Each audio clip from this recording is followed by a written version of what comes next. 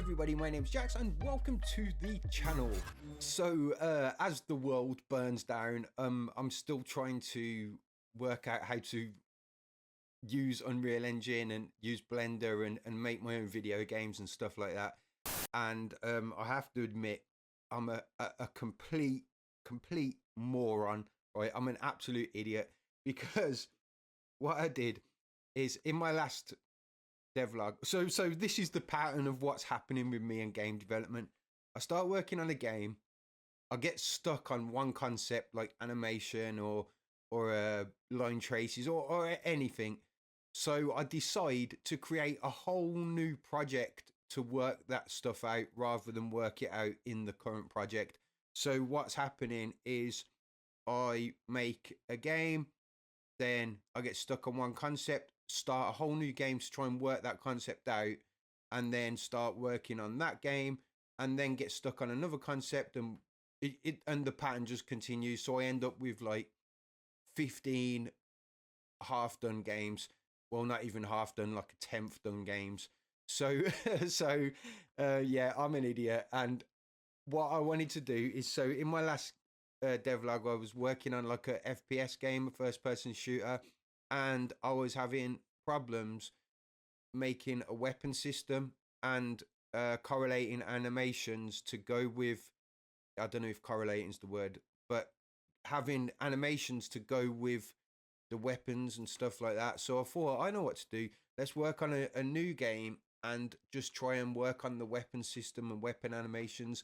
So I created a whole new character, which is this little dude, and he runs around, kick, yam, kick, yam. But if you run and then you pick up the sword, now his animations are different.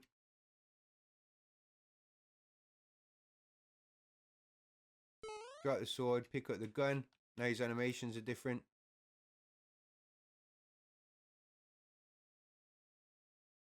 See, so he's running like that, his idles like that, but when he picks up the gun, his idles like that, and you know, all that sort of stuff.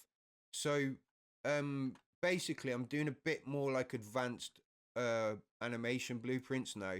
So I have like a unarmed blend space, I have a sword blend space, and I have a gun blend space, and then I use them blend spaces to I blend poses by integer and make the weapon state, which is just a variable. So say if you pick up the sword, for example, it turns that integer into a 1. So if the integer is a 1, it blends to the sword 1. See? I don't know if that's making any sense, because I'm just kind of showing you a load of blueprints and not really giving you a full history of them blueprints. But yeah, the poses are determined by a simple integer in the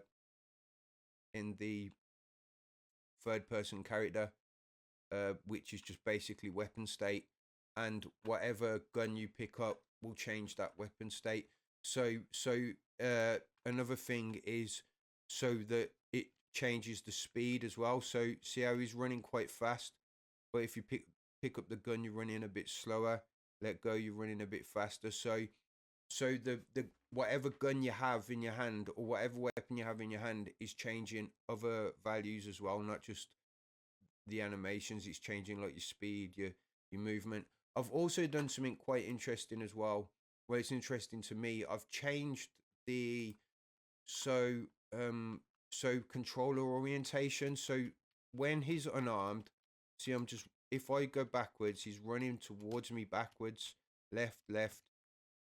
But if I kick, he's facing forward.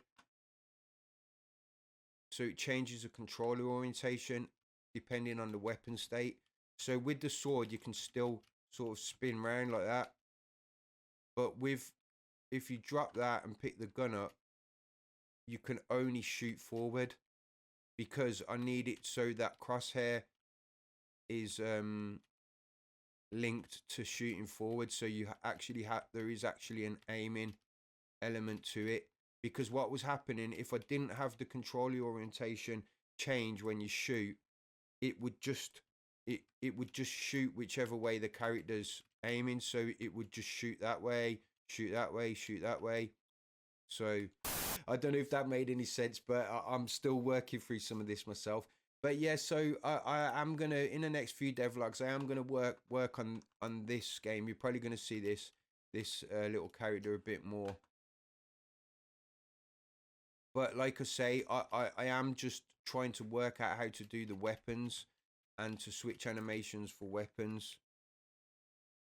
And I've kind of worked it out a little bit. I'm also in this game, I'm gonna add like dodges and rolls and like forward back and forward kick and little combinations and stuff you can do. And I might make this a little multiplayer game. I'm not sure yet. But yeah, I'm quite happy with this little project.